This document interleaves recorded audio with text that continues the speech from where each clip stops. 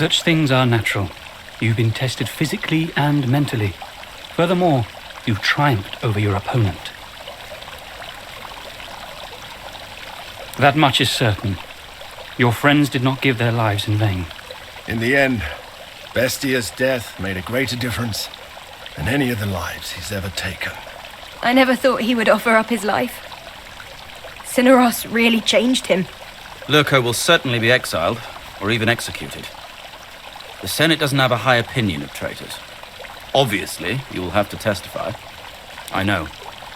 You paid a heavy price to keep it that way. If you will forgive me for bringing this up, I believe this will be good for your political career.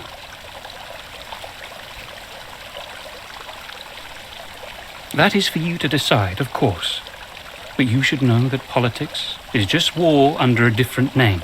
As far as the Senate is concerned, you are a tragic hero who brought a corrupt consul to justice. Regardless of what happens to Lurko, Rome will need a new consul. And I can't think of a better candidate. Cato is right. Both the Optimates and the Populares already support you. If you run for Senate, the election will result in a landslide win.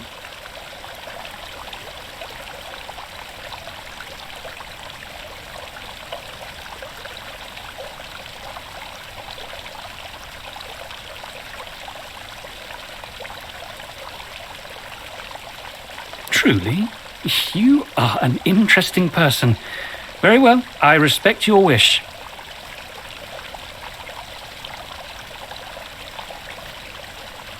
It is an end, but the story continues for yourself and for those of your friends you saved. Fortuna alone knows what the future holds. Though many believed the savior of Rome would have been instantly elected for consul if he had chosen to run for the office, it seemed he had no appetite for political power any longer. Had his struggle against a rigid and corrupt system soured his view on the Republic? Or did he merely feel that his duty had finally come to an end, releasing him now to live a quiet and humble life and tend to his family's vineyards? We will never know. What is clear from the letters of Cicero is that though he was no longer directly involved in the politics of Rome, his virtuous example and his moral influence had set the Republic on a new course, one that would over the years lead to a strengthening of democracy and prosperity for patrician and plebeian alike. Rome, for a time at least, backed away from the temptation of empire and the threat of tyranny that always follows it. Cineros. Once he had been an athlete, a wrestler, and a troublemaker. But in our story, he was a servus, a protector, and a mentor. He had died diligently performing the task to which he had devoted himself, protecting his ward. Cineros was given a tomb in Rome's finest cemetery, next to his old Dominus, whose death had incited this story. His cowardly murder had robbed him of any opportunity to see his homeland again. Though he met his end with dignity, he was forever denied the forgiveness and the vindication that he had sought for the mistakes of his youth. Caeso finally seemed to have had his fill of military campaigns.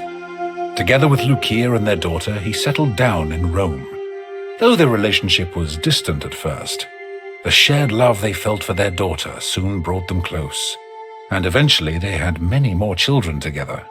To his surprise, Caeso took well to the quiet life and to fatherhood. He remained very close with his old friends, with whom he often met to drink and eat and share stories of their old lives as the heroes of the Republic.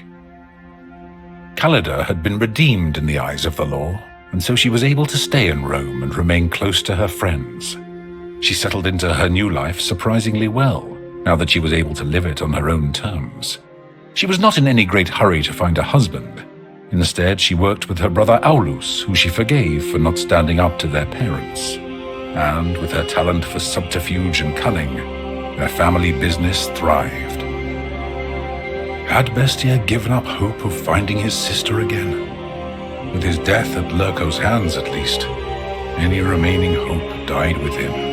It might seem senseless that a man who had fought his whole life would die without a struggle, but there is a kind of poetry in it. Bestia had finally learned that it is better to die for something you value than to live for nothing at all.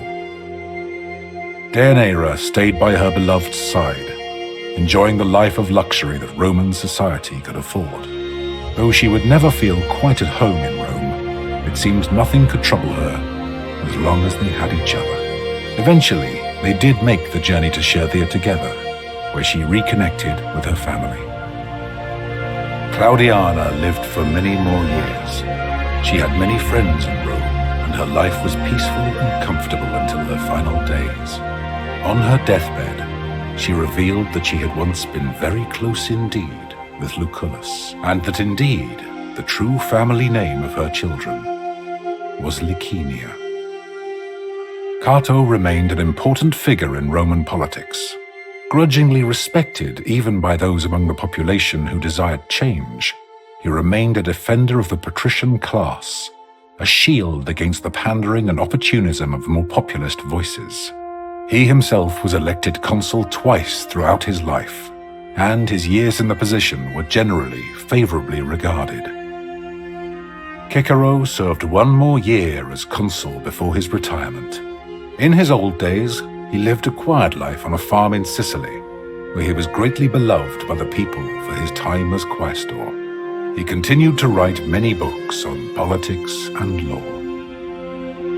Defeated once more by Rome, Mithridates escaped to the lands north of the Black Sea in the hope that he could raise a new army, but the locals soon rebelled against his rule. Incapable of taking his own life by poison, in the end, Mithridates died by the sword of his bodyguard.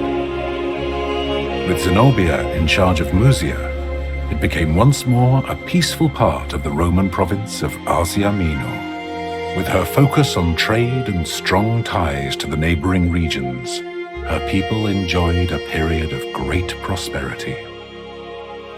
Without the leadership of Damianos, the rebellion of his gladiators soon spiraled out of control, beginning what became known as the Servile War. Escaped slaves terrorized the Roman citizens throughout Thracia until the wealthy senator Crassus brutally defeated them and crucified thousands along the road towards Rome.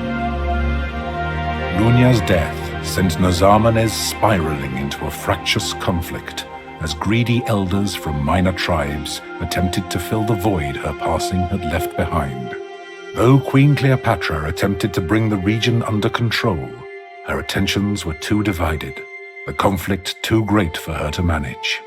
Rome was forced to send more legions to enforce peace and stability with an iron fist. Though Africa Proconsularis eventually saw peace again, the traditions and culture of the Berber population were lost forever.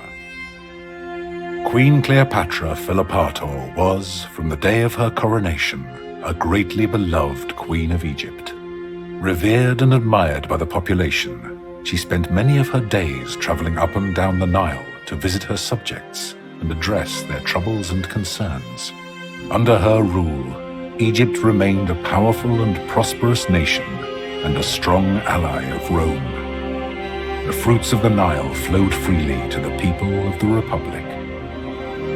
After traveling all across Africa for many years, going wherever her instincts took her, Rhea eventually returned to Memphis and to the service of Tener at the Temple of Ubasti. When her mentor passed away, Rhea naturally assumed the mantle as High Priestess of the Cat Goddess.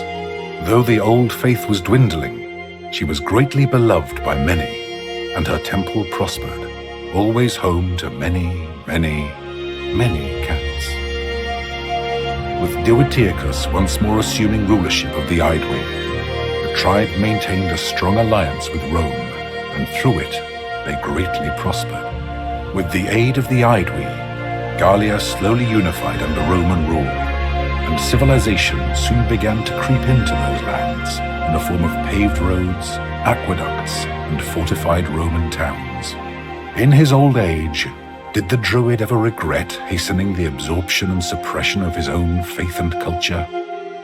We will never know.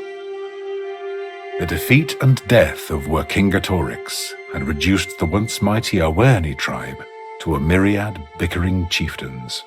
Without his vision, his charisma, and his resolve, there was no unifying figure to rally around, and no way for Gallia to resist their slow but inevitable assimilation into Rome.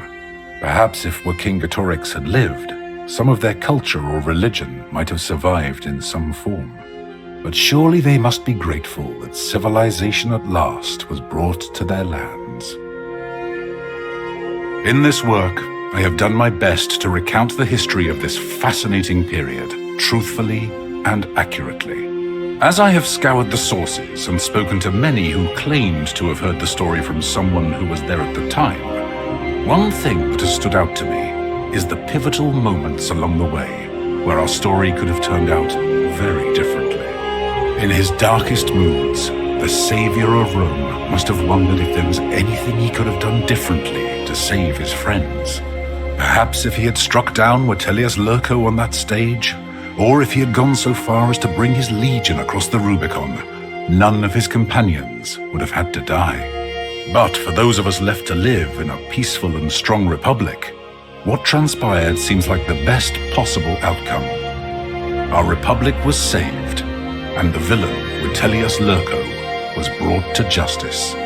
One should always take care when second-guessing historical figures with the benefit of hindsight. Here in the present, there will never truly be a way for you to know how you might have acted if you had lived in the past. Nor can you ever be certain how history will remember you.